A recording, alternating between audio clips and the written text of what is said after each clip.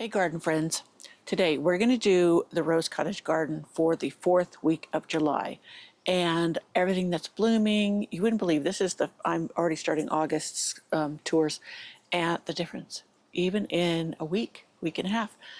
It's amazing to me. So let's get going and we'll see what's going on in the Rose Cottage Garden, what my plans are for later.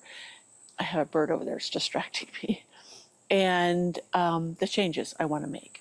So let's get rolling on our Rose Cottage Garden tour. Okay, the Rose Cottage Garden. We'll start here at the beginning.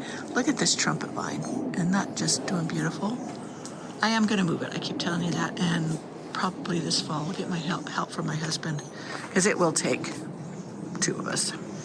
So as you can see, many things in the heat wave started to go over, like these daisies.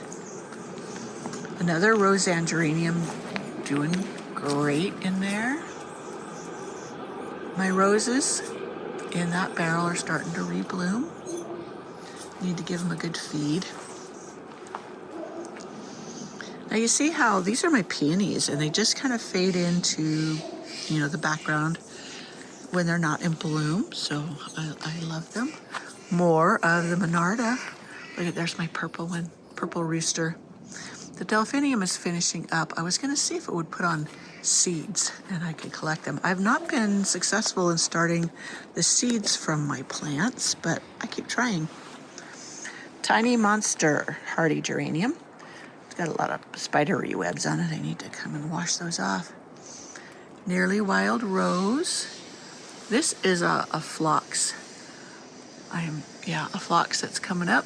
A tall phlox. It's a nice pretty lavender. It's going to be blooming later on. It bring color. So will these. These are a fuchsia. This is that's a aster. Beautiful.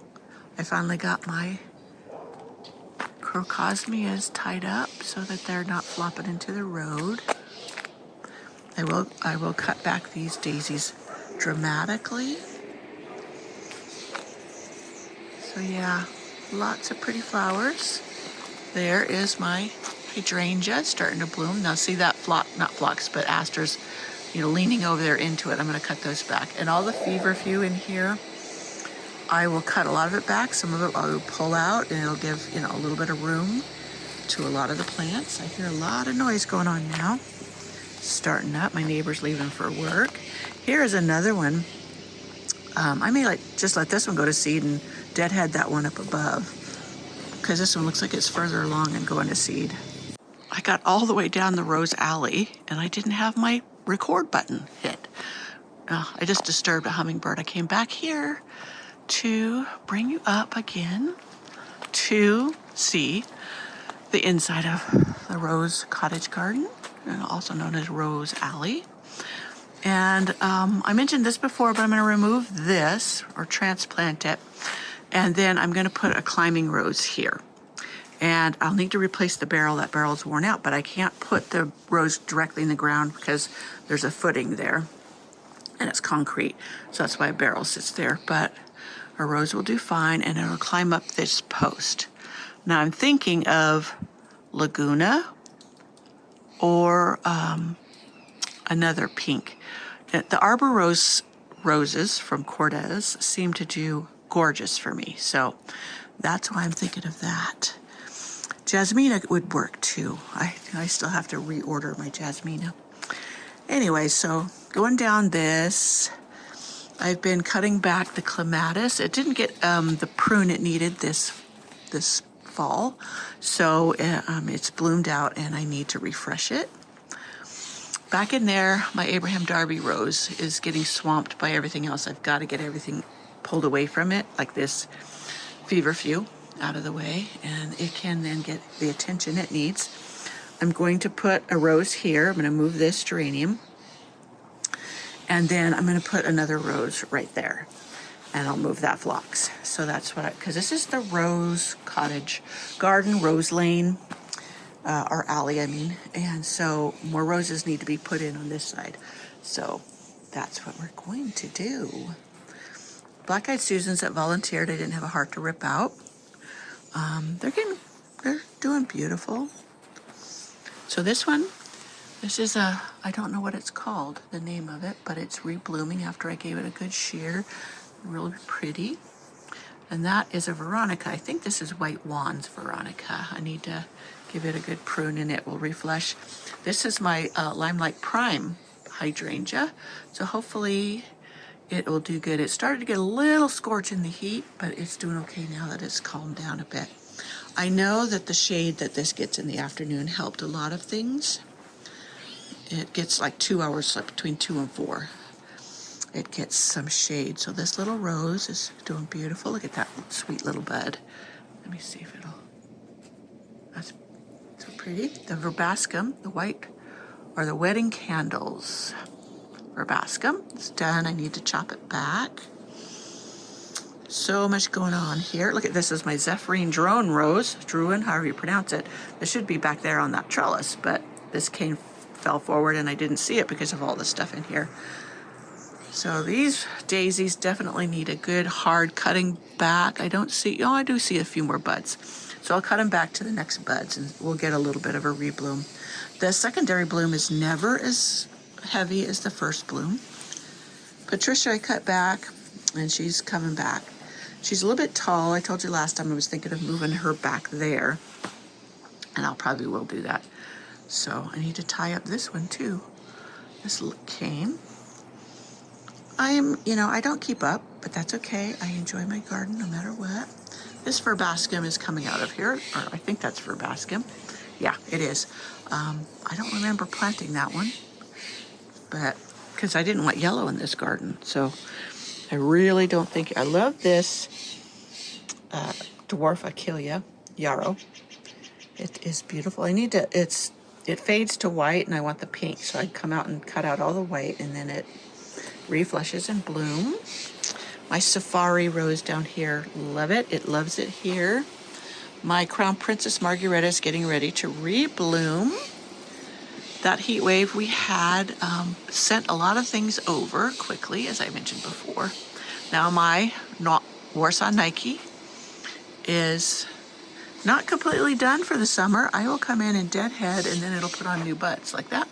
It will not bloom as heavily as it did the first time around, but it still will put on pretty blooms. So this is a Queen of Sweden, David Austin Rose. I just put this lavender here. This is Sweet Romance. It wasn't doing good in the other spot, so I moved it here. It seems to be doing good, and I thought it would be perfect with the rose. And right in here is a gopher tunnel, and they supposedly do not like lavender, so hopefully it will deter him. My Grandpa Newt Rose is looking a little like it needs a little help, but I have spider mites, and that could be spider mite damage. I'm supposed to get another load of the turkey compost, and I'll mulch it real heavily with that, and that helps a lot. This is Monk's Hood aconite. It's related to delphinium, very poisonous, but it's beautiful. Look at the variegated flowers. There's one that's a deep purple, and then I have this one. I've not spotted where you can get more, probably because they are so poisonous.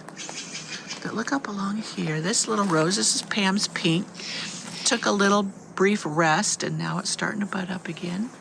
I just deadheaded this Sunblaze rose, Salmon Sunblaze. But look at this bud. It starts out just such a piercing, bright orange. And the Veronica, so pretty. The penstemmon's pretty done, but here's the flower. That beautiful electric blue. I just pulled a bunch of foxgloves out of there, and I was thinking of putting a rose here. But you see how dry it is? I need to put some irrigation over to there for anything I put there. Wait, let me see if I can. Up there, you see the hummingbird? I'll try to zoom a little bit. I'm trying to be very quiet so it doesn't. Loves the Monarda and the Crocosmia over there. I have hordes and hordes of hummingbirds. So, yeah. So this daisy, I'm going to cut back. You see how it's leaning forward, too far forward. This foxglove is coming out. Down here, I wanted my Wayne Roderick. Origeron is doing beautiful. I want to put more of that over here, like all along in front here. I want to plant like a mass of it, so I have like a big long path, not path, but you know what I mean, patch.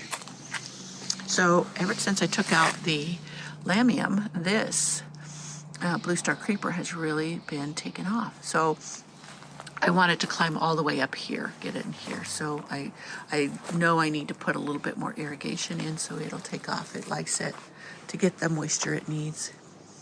Albertine has gone bonkers. I need to tie up all these extra canes. This one has gone all the way over and it's almost to the other side. I'll just tie it in. Tie it in indeed. So yeah, this Eden rose is really throwing up long canes too. I need to tie them into the trellis. Look at my that's my fairy rose. Doing beautiful in there. Baby blanket needs to put on some more growth. Got deadhead. The Nepeta is doing beautiful. I did a good prune on her deadhead on Jubilee Celebration. Yeah, it was full of flowers, but the heat wave really made them go over quickly. So back there's Love Song. You can see it has 2, and I need to deadhead, but there's fresh buds in there. So all is good.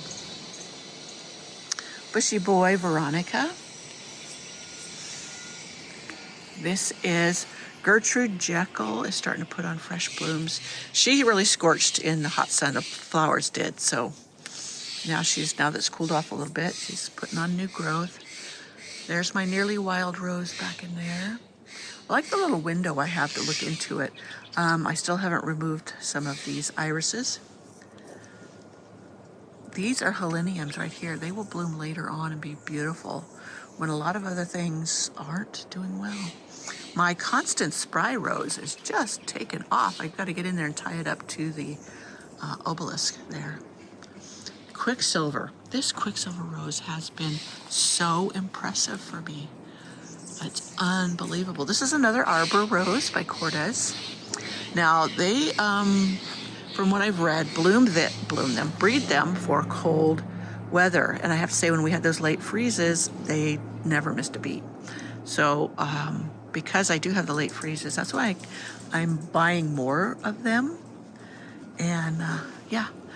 So that's the Jasmina is Cortez Arbor Rose. So is, I just bought an apricot colored one. I can't remember the name of it, but that one is going to go up in front with the other one that was supposed to be Jasmina that's more apricot orangey. So yeah, the purple rooster's finally filling in. I might go ahead and pull out the red here so the purple rooster can really make a thick patch here since I have so much of the red over there. And yeah, my Jupiter's Beard, I'm going to give it a good hard prune.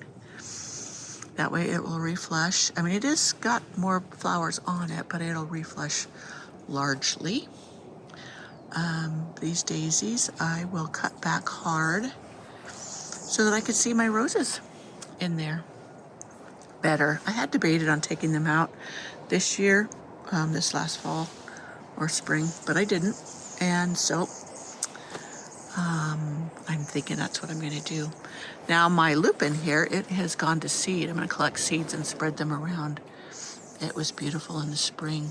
Down here is where a gopher has been eating more of my iris. The little varmint.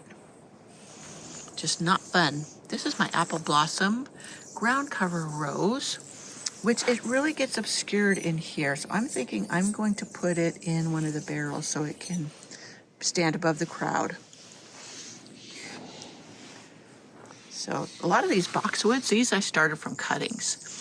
They're slow to get going, at least they are for me. And when I prune them back to shape them, it should help to bulk them up. So this is my Princess Kate clematis climbing up here. And then New Dawn rose. New Dawn is a beautiful rose. I had it on the front arbor at one time, but it drops its petals very quickly, so it doesn't hold the shape. So I think we're back at the start of the gardens. Now here is my Bosco bell. You see it scorches in the sun, hot sun. So that's a consideration to where I'm going to place this. As I said last time, I'm thinking I'm going to put it in the barrel with this one. I think I need to cut back my Roseanne geranium. Is starting to swamp those roses. And then take out the Tammy rose that I started from cuttings from my sister-in-law's house, whose name is Tammy, and then place that rose somewhere else. It's a pretty tough rose. So let's get an overall view from this direction of the rose alley leading to my little cottage, Primrose Cottage. Somebody mentioned I should call it Buttercup Cottage, which I thought, ooh, that's cute. But yeah, I really need to get in there and clean it up. It is a fabulous space, and I'm not utilizing it very well right now because it's full of clutter. So that's on my list. Now I'm going to go down and show you the other view up. Now those overall views I use for comparison. The whole video I use for comparison, but just having that quick shot, I'm thinking towards fall or in fall, I'll do a video of a collection of all these, but I'm going to do this clip of the view, like this one and the front one. So there we go. An overall view up Rose Alley.